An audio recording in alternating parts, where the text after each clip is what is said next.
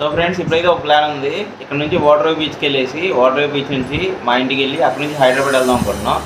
So అంతా ప్రాపర్గా అయితే ఇది అన్నమాట ప్లాన్. సో వాటర్ బీచ్ వచ్చేసి ఇక్కడికి 30 కిలోమీటర్ డిస్టెన్స్లో ఉంది. సో మేము వాటర్ బీచ్ కూడా ఈ వీడియోలో చూపిద్దాం అనుకుంటున్నాం. సో మీరైతే వీడియో ఫాలో అవుతూ ఉండండి. ప్రజెంట్ మేమైతే వాటర్ బీచ్కి స్టార్ట్ అయ్యాము. సో వాటర్ బీచ్ వచ్చేసి చీరాలకి 6 కిలోమీటర్ డిస్టెన్స్లో ఉంటుంది.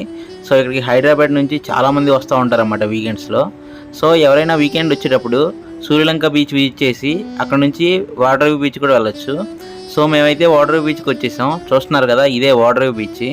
సో ఇక్కడ బోట్స్ ఎక్కువగా ఉన్నాయన్నమాట, ఫిషింగ్ ఎక్కువ చేస్తారనుకుంటా.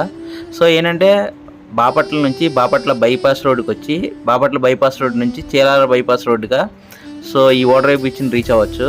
ప్రజెంట్ మీరు చూస్తున్నారు కదా, ఇదే వాటర్ వ్యూ బీచ్. సో ఈ వాటర్ వ్యూ బీచ్ అయితే చాలా క్లీన్గా నీట్గా ఉందన్నమాట. టైం ఇప్పుడు 8:30 AM అలా అవుతుంది ఫ్రెండ్స్. సో ఏంటంటే ఈ వాటర్ వ్యూ బీచ్ రీచ్ అవ్వడానికి మాకు సూర్యలంక నుంచి 40 మినిట్స్ పట్టింది. మేమైతే బైపాస్ రోడ్లో వచ్చాము, కార్లో వచ్చాము. 40 మినిట్స్ టైం పడుతుంది ఇక్కడికి. సో ఇది 27 కిలోమీటర్ డిస్టెన్స్. సో నేనైతే ఇక్కడ కొన్ని వీడియో క్లిప్స్ తీశాను ఈ వాటర్ వ్యూ బీచ్ని మీకు చూపిద్దామని. సో మేము ఇక్కడ తక్కువ టైం ఉన్నాం ఫ్రెండ్స్. ఆ తక్కువ టైంలోనే కొన్ని వీడియోస్ క్యాప్చర్ చేశాను. ఆ వీడియోస్ మీరు కూడా చూసేయండి.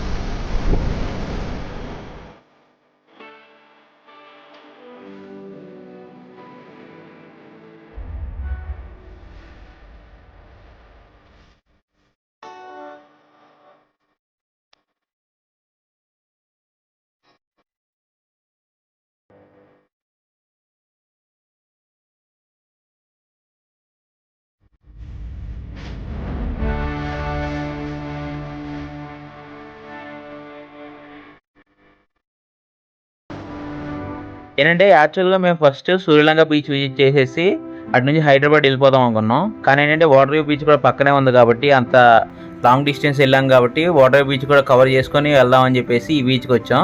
ఈ బీచ్కి వచ్చి చూసిన తర్వాత చాలా బాగా అనిపించింది అన్నమాట. బీచ్ చాలా బాగుంది చూడటానికి. సో ఇక్కడైతే ఒక జాతర కూడా జరుగుతుంది. ఆ జాతరను కూడా నేను క్యాప్చర్ చేశాను.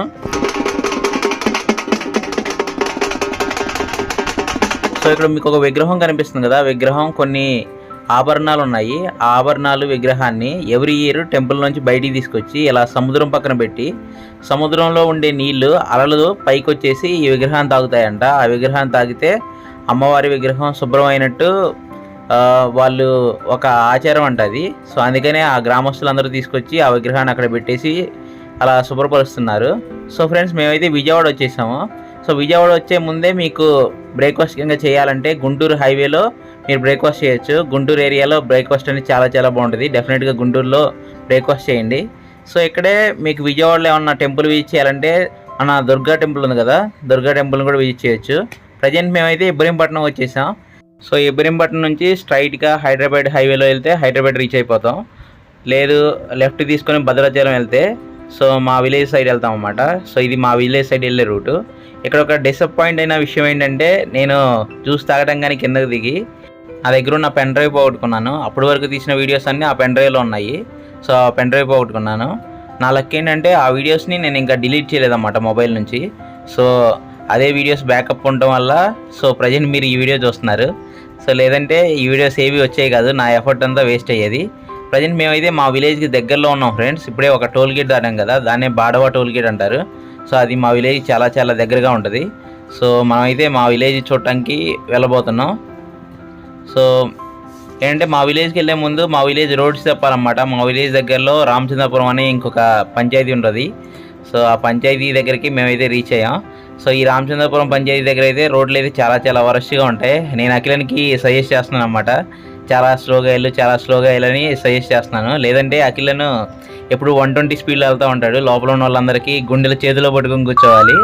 సో స్లోగా వెళ్ళమని చెప్తున్నాను అఖిలన్కి. సో ప్రజెంట్ మేమైతే మా విలేజ్కి వెళ్ళే చిన్న వే ఉంటుంది, 1 వే, ఆ వేలో వచ్చేసాం. సో చూస్తున్నారు కదా, ఇది చాలా వీడియోస్లో ఉంటాయి. నా ప్రీవియస్ వీడియోస్ కనుక మీరు చూసినట్టయితే నా ప్రీవియస్ వీడియోస్ అన్నింటిలో కూడా ఇవే నేను మీకు చూపించాను. సో ఇది మా విలేజ్ ఎంట్రన్స్ అన్నమాట. సో ప్రజెంట్ విలేజ్కి వచ్చేసాం. చూస్తున్నారు కదా, ఇదే మా ఇల్లు. ఇల్లు పడేసి కొత్త ఇల్లు కట్టుకుంటున్నాం మేము. కన్స్ట్రక్షన్ జరుగుతుంది. సో మేమైతే ప్రజెంట్ మా బాబాయ్ వాళ్ళ ఇంట్లో ఉంటున్నాము. బ్యాక్ సైడ్, మా ఇంటి బ్యాక్ సైడ్ మా బాబాయ్ వాళ్ళ ఇల్లు ఉంది. సో వాళ్ళ ఇంట్లో ఉంటున్నాం మేము. సో ఇన్ని వీడియోస్ నేను తీశాను. కొన్ని వీడియోస్లో మాత్రం కొన్ని మెమరీస్ నేను క్యాప్చర్ చేసి అలా గుర్తుండిపోయేలా నా యూట్యూబ్ ఛానల్లో పెట్టుకోవాలనుకుంటాను. అలాంటి ఒక మెమరీనే ఇది.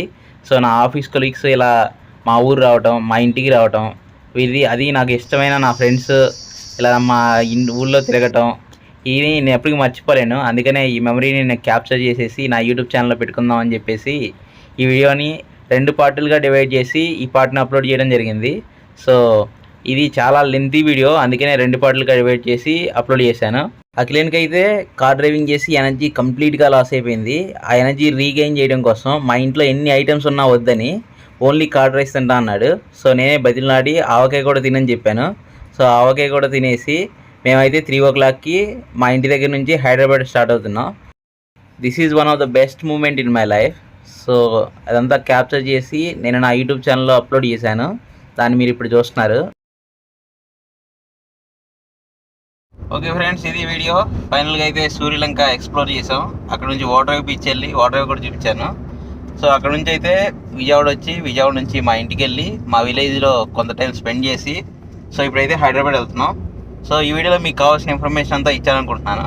సో సమ్మర్లో సూర్యలంక బీచ్ వెళ్ళడం బెటరే, కానీ సమ్మర్లో సూర్యలంక బీచ్ వెళ్ళాలనుకునే వాళ్ళకి మేము ఇచ్చే సజెషన్స్ ఏంటంటే, సో వెళ్ళే వాళ్ళైతే ముందే రూమ్ బుక్ చేసుకోండి. రూమ్ కాస్ట్ అయితే ఎక్కువగా ఉంటాయి. సో అక్కడ ఉన్న రూమ్స్ అన్నీ చూసాము, ఆల్మోస్ట్ అన్నీ కూడా ఎక్కువ కాస్టే ఉన్నాయి. మినిమం 2500 అంతకంటే ఎక్కువ కూడా ఉండొచ్చు. సో మీరైతే ముందే బుక్ చేసుకోవడానికి ట్రై చేయండి, ఎందుకంటే రూమ్స్ దొరకట్లేదు.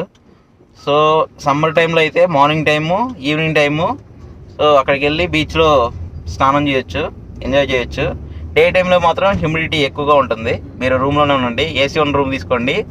వెళ్ళే ముందు మాలాగా మోసపోకుండా ముందే చెక్ చేసుకోండి అన్నమాట, పవర్ ఉంటుందా లేదా అని అడిగి, పవర్ ఉంటేనే మేము మనీ వేస్తాము. మీకు ఏమైనా ఫెసిలిటీ సరిగా లేకపోతే మనీ రిటర్న్ తీసుకుంటామని చెప్పండి. సో దానివల్ల మీరు సేవ్ అవుతారు. సో ఇంకేంటంటే అక్కడ 6 వరకు అలౌ చేస్తున్నారు అన్నమాట బీచ్లోకి. సో 6 వరకు పోలీసులు ఉంటారు. సో మేము నిన్న చూసిన దాని ప్రకారం అయితే 6:30 వరకు అలౌ చేశారు బీచ్లోకి. తర్వాత పోలీసులు వెళ్ళిపోయారు. పోలీసులు వెళ్ళిపోయిన తర్వాత కూడా నైట్ టైంలో కూడా కొంతమంది బీచ్కి వెళ్తున్నారు. అది అలా వెళ్ళటం డేంజర్ అన్నమాట, ఆ పని చేయొద్దు మీరు. ఎందుకంటే నైట్ టైం ఏం జరిగిందో తెలియదు అక్కడ. అది ఫిషింగ్ ఏరియా కాబట్టి నైట్ టైం ఏం జరిగిందో తెలియదు. సో ఎవరైనా ఎక్స్ప్లోర్ చేయడానికి వెళ్ళాలనుకుంటే జస్ట్ క్యాజువల్గా వెళ్ళి రావచ్చు, బట్ అది నేను రికమెండ్ చేయను. అలాంటి పనులు ఎవరు చేయొద్దు మీరు. సో ఈ వీడియో మీకు నచ్చింది అనుకుంటున్నాను, మీకు కావాల్సిన ఇన్ఫర్మేషన్ అంతా ఇచ్చాననుకుంటున్నాను. సో మీరైతే తప్పకుండా ఈ వీడియోని ఇంకొంతమంది షేర్ చేయండి, లైక్ చేయండి. Okay friends, bye. Signing off మీ నరేన్.